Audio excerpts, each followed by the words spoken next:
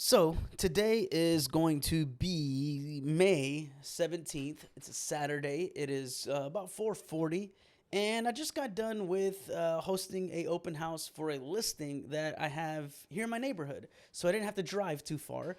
This is the first one in my neighborhood, and so I'm super grateful. I got to meet some awesome neighbors in the neighborhood. I got to just kind of just really bring a presence, right? I got to let them know that I'm here. I got to let them know that I live in the area. I got to let them know that I'm actively in this community.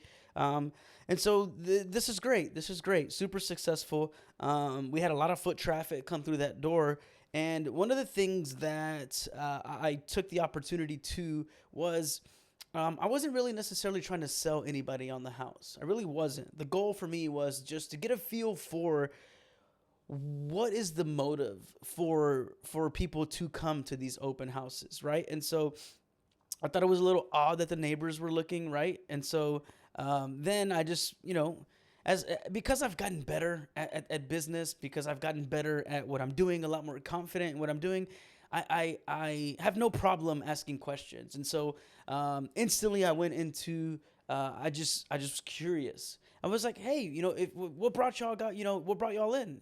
And so that's where I kind of got a feel for the fact that there were neighbors, quite a few, not all, but quite a few. And so from the few of the neighbors that were there, I was curious as to, what's your situation? What sparked your interest to come check this property out? And they're like, well, we're just being nosy, this and that, blah, blah, blah. And I was like, oh, okay, whatever. And so then I keep asking, keep talking. And I was like, no, something's there's a deeper thing here. And so what I collected was this. What I collected was is that out of the maybe 5 6 groups of people that walked in there, they all expressed a little bit of a concern, right? And so this just kind of goes hand in hand to what we're seeing in the market and the conversations I'm having through friends, right? And so I'm having these conversations with a couple of friends. I'm having these conversations. I see this stuff kind of on the news and the headlines and things like this. And so one couple was getting ready to retire within the next year. And so they were just trying to get a gauge and get a feel for the condition of the home. They're looking at the price. They're seeing what's around there. They're seeing what's fair. They're really just scouting, trying to collect data, information to educate themselves on what they could be doing when it comes time to list their house, right? Okay, boom, check box number one. The other individuals were out shopping, and they were in the neighborhood, and they were shopping for their children, their adult children, right? And so their son had there's this like they had their first, I think, grandchild is what it was.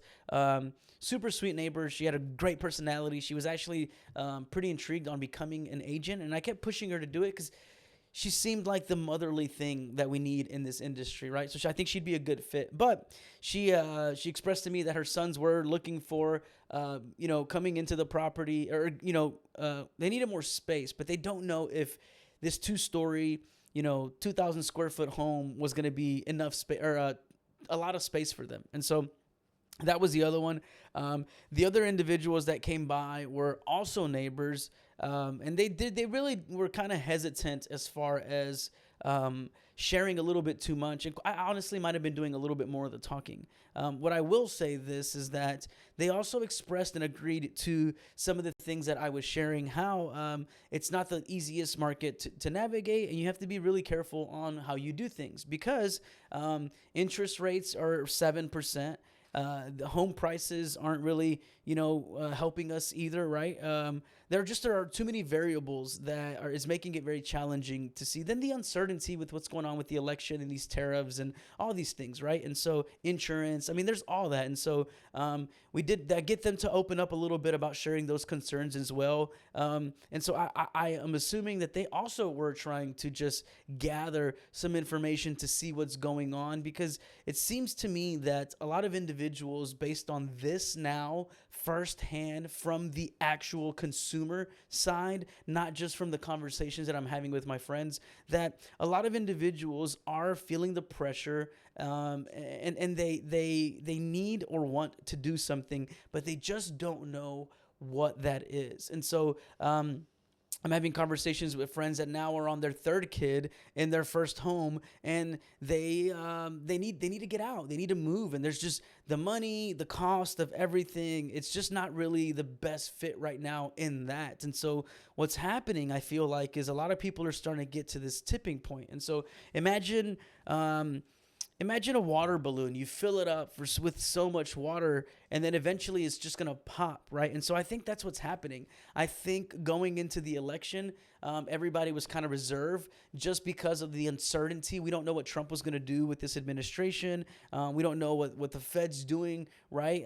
There's a lot of ripple effects with everything that's going on in the economy. There's a lot of uncertainty.